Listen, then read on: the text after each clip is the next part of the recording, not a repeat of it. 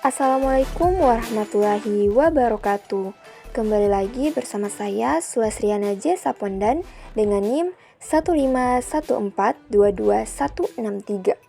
Jurusan Pendidikan Guru Sekolah Dasar, Fakultas Ilmu Pendidikan, Universitas Negeri Gorontalo.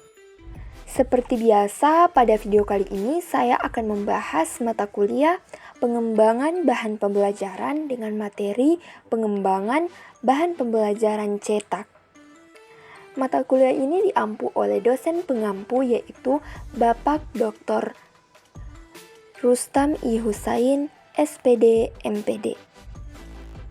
Ada 3 pokok pembahasan dalam video kali ini, yaitu pengertian bahan media cetak, yang kedua jenis-jenis bahan media cetak, dan yang ketiga karakteristik bahan pembelajaran cetak. Pembelajaran merupakan kegiatan yang melibatkan sejumlah komponen antara satu dan lainnya saling berkaitan. Komponen tersebut antara lain meliputi visi dan tujuan yang ingin dicapai. Guru yang profesional akan siap mengajar, peserta didik yang siap menerima pelajaran, pendekatan yang akan digunakan, strategi yang akan diterapkan, metode yang akan dipilih, teknik dan taktik yang akan digunakan. Dengan demikian, ukuran keberhasilan sebuah proses belajar mengajar dapat dilihat pada sejauh mana proses tersebut mampu menumbuhkan, membina, membentuk, dan memberdayakan segenap potensi yang dimiliki manusia, atau pada sejauh mana guru mampu memberikan perubahan secara signifikan. Oke, kita langsung saja masuk pada pengertian dari bahan ajar cetak.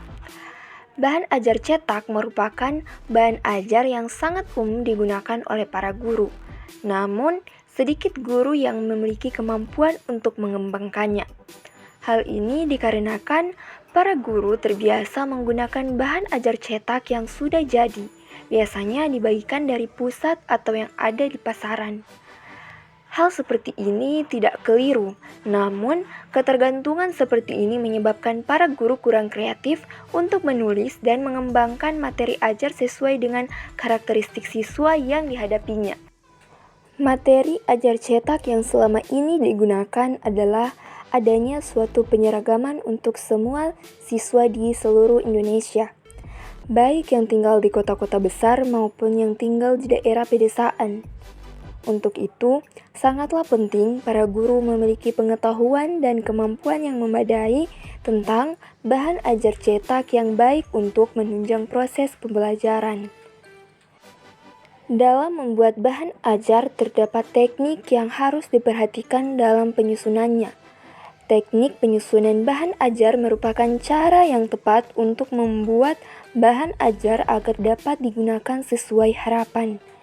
Dalam teknik penyusunan bahan ajar cetak ada beberapa ketentuan yang hendak kita jadikan pedoman.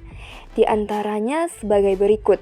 Yang pertama, ada judul atau materi yang disajikan harus berintikan kompetensi dasar atau materi pokok yang harus dicapai oleh peserta didik.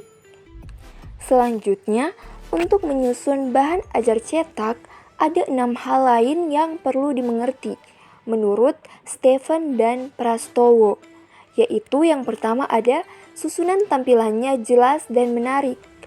Pada aspek susunannya, handout sebaiknya disusun dengan urutan yang mudah, judul yang singkat, terdapat daftar isi, struktur kognitifnya jelas, serta terdapat rangkuman dan tugas pembaca. Yang kedua, ada bahan yang mudah.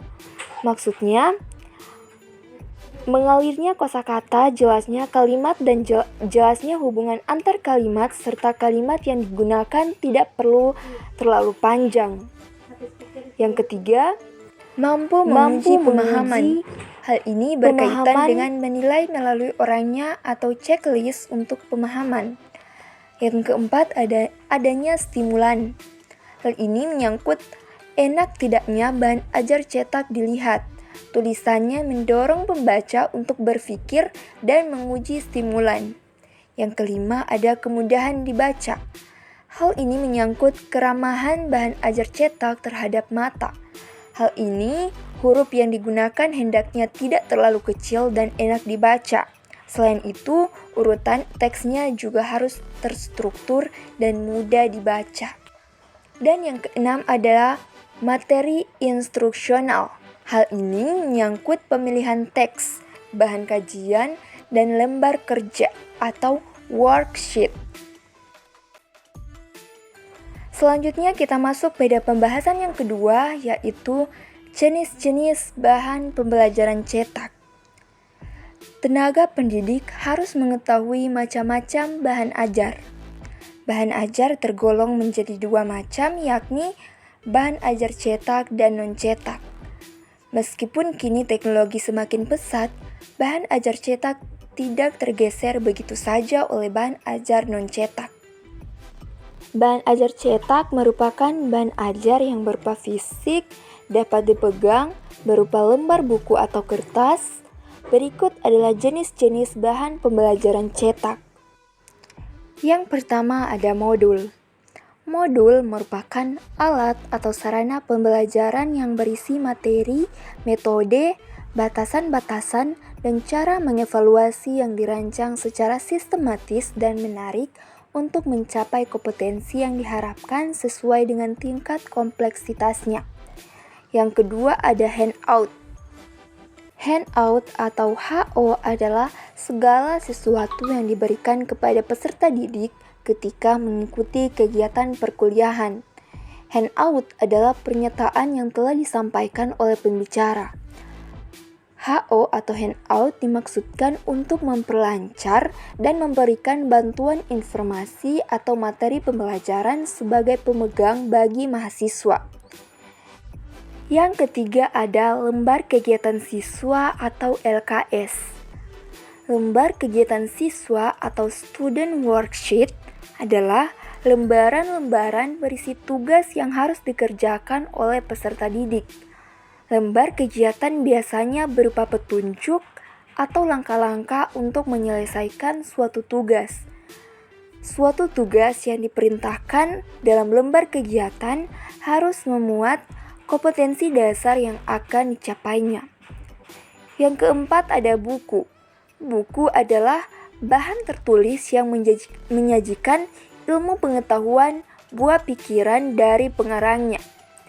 Isi buku didapat dari berbagai cara, misalnya hasil penelitian, hasil pengamatan, aktualisasi pengalaman, autobiografi, atau hasil imajinasi seseorang yang dibuat secara fiksi.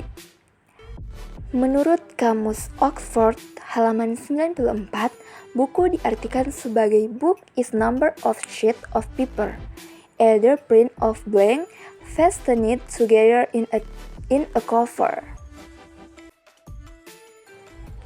Selanjutnya kita masuk pada pembahasan yang ketiga, yaitu karakteristik bahan pembelajaran cetak.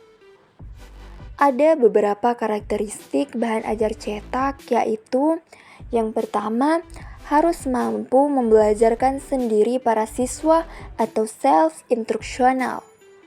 Artinya, bahan ajar cetak harus mempunyai kemampuan menjelaskan yang sejelas-jelasnya untuk membantu siswa dalam proses pembelajaran, baik dalam bimbingan guru maupun secara mandiri.